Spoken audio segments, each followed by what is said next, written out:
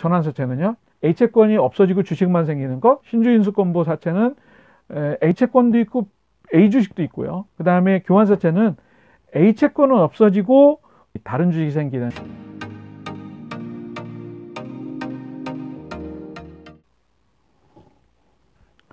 안녕하세요. 엉클즈의 돈돈 클래스. 제가 지난번 채권과 관련된 얘기들을 몇 가지 말씀을 드렸죠. 채권이란 뭐냐, 그 다음에 주가연계증권, 복합금융상품에 대한 말씀을 드렸어요. 그런데 제가 채권 얘기를 하다 보니까 그 중에 꼭 아셔야 될 것들, 여러분들이 투자상품으로 또는 펀드를 선택할 때 이러한 펀드들을 중심으로 해가지고서 제가 좀 말씀드려야 될 것들이, 특수한 형태의 채권들이 좀 여러 가지가 있습니다. 특수채권.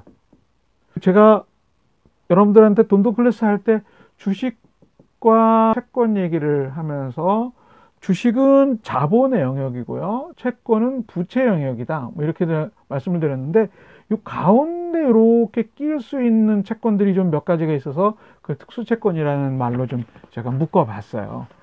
예를 들면 이런 게 있습니다. 처음에 태어날 때, 발행할 때는 채권으로 발행합니다. 채권. 일정 기간 동안 이 정도 금리를 줄 테니까 이 채권을 갖고 있으면 3년 후에 내가 원금하고 이자하고 합해서 또는 할인된 거에 액면금액을 줄게, 뭐 이런 채권으로 탄생을 하는데, 중간에 조건이 맞으면, 예를 들면 우리 회사 주식이 이 정도 가격이 된다면 네가 이 정도 금액의 이 채권을 주식으로 전환을 할 수 있다. 주식으로 전환해 가지고 이 시장에 매각하면 너가 주식의 매매 이익을 볼 수 있다. 처음엔 채권으로 태어나지만 중간에 조건이 맞으면 주식으로 변경을 해가지고 채권은 없어지고 주식으로 살아남는, 이거를 전환사채, 컨버터블 본드 그래가지고 CB 이렇게 얘기를 합니다. 괜찮아요. 대신 채권은 안정된 수익을 먹는데 이 조건이 딱 맞아가지고 거기서는 더 많은 이익을 먹을 수 있는 이런 거기 때문에 처음에 발행될 때는 일반 채권보다는 금리가 좀 낮죠. 예를 들어서 일반 채권이 3%면 전환채권 같은 경우는 1%, 2% 이렇게 금리를 좀 낮게, 대신 기회가 되면 내가 주식으로 큰 수익을 먹을 수 있기 때문에 이런 경우가 있습니다. 두 번째는 채권으로 발행됩니다. 그런데 시간이 좀 지나서 여건이 되면 내가 주식을 하나 더 줄게 또는 반을 줄게, 채권은 그대로 있고요. 그러면 나중에 가서 채권도 있고 주식도 있게 되는 거죠. 이게 이제 신주인수권부, 신주인수권, 새로운 주식을 받을 수 있다.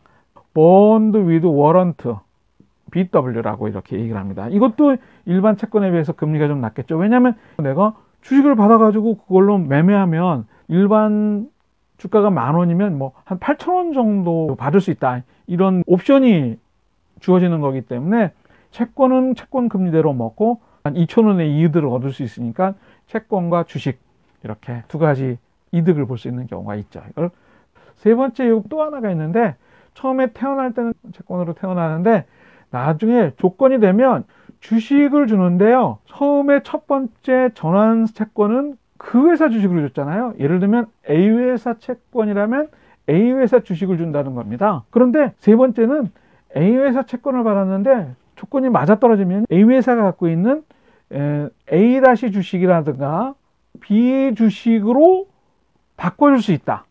그래가지고 나중에 채권은 죽고요, A-나 B 주식만 살아남는데, 이거는 바꿔주는 거잖아요. 그래서 이건 교환사채, 익스체인저블 본드, EB라고 얘기를 합니다. EB. 좀 어려운 말일 수도 있죠. 그런데 이런 특수채권은 전환사채 펀드라는 게 있었어요. 제가 이제 펀드 업계에서 일을 할 때 전환사채 펀드라고 하는 건 전환사채를 발행하는 건마다 다 사모으는 거죠. 그래가지고 고객들한테 우리가 전환사채를 다 인수를 할 거다. 처음에 금리는 좀 낮을지 모르지만 이 중에서 몇 개 회사는 주식으로 전환이 돼가지고 매각을 한다면 수익이 나기 때문에 걱정하지 않고 만기까지 가면 원금은 지켜진다. 만약에 안 가게 된다면 바꾼 거를 매각하면 수익을 취하기 때문에 수익률이 굉장히 안정적으로 났습니다. 물론 모든 채권이 다 전환되는 건 아니지만 전환되는 확률이 있지 않겠습니까? 예를 들면 10개 회사 중에 5개 회사라든가 이렇게 전환이 가능하기 때문에 전환되는 회사만 주식으로 전환을 해가지고 수익을 취하는 것이 그때 그 전환사채 펀드는 한 15% 내외를 나왔으니까요. 굉장히 수익이 높게 나왔죠. 그래서 이렇게 전환사채 펀드 같은 경우들은 안정성도 지켜지면서 나중에 주식으로 바꾼 것들이 수익을 주기 때문에 나름대로는 고객이 만족할 만한 정도의 수익률이 나온 안정적인 펀드로 굉장히 인기가 많았어요. 근데 이제 모든 회사가 다 이런 전환사채를 발행하느냐, 그게 아니거든요. 그렇기 때문에 펀드 규모가 클 수는 없었죠. 왜냐하면 시중에 나와 있는 전환사채가 많아야 되는데 많지가 않으니까 한계가 좀 있겠죠. 지금도 전환사채는 계속 발행되고 있습니다. 전환사채, 그 다음에 신주인수권보사채, 그 다음에 교환사채. 교환사채 같은 경우들은 제가 생각하기에 뭐 펀드로 만들어진 적이 없기 때문에 그렇게 많이 발행이 안 됐다는 거죠.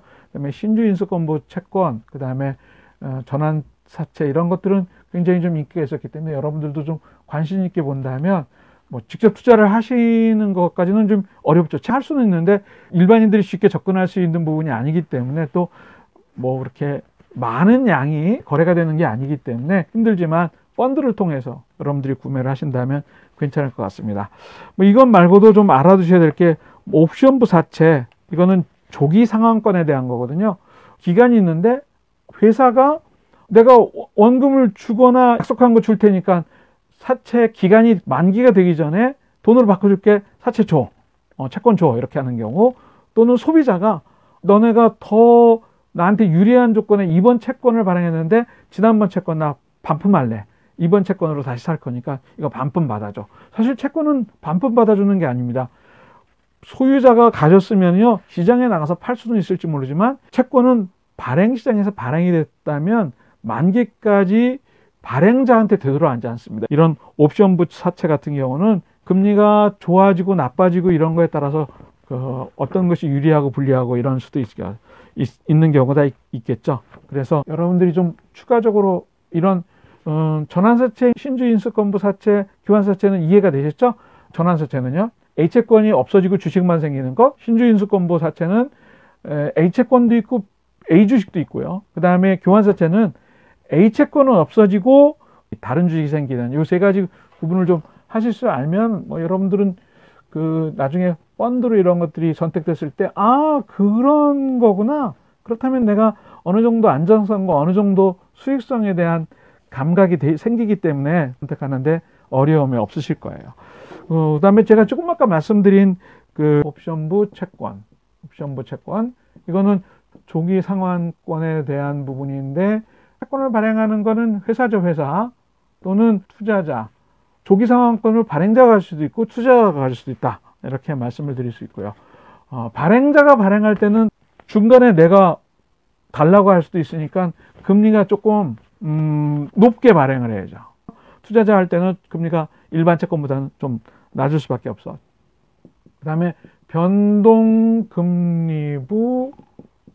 채권. 이거는 채권은 처음에 금리가 결정되면 만기까지 그대로 가는 겁니다. 발행자가 시장 금리에 따라서 3개월마다 이자를 준다. 그러면 원래는 매 분기마다 같은 이자를 줘야 되는데 변동금리 채권은 시장 금리에 연동이 되기 때문에 이번에 뭐 500원을 줬으면 다음번엔 450원, 그 다음번엔 550원, 이렇게 분기마다 좀 다른 형태로 금리를 지급할 수도 있다. 그 다음에 자산유동화증권, 이거는 조금 다른 얘기인데요. ABS라 해서 Asset Backed Security.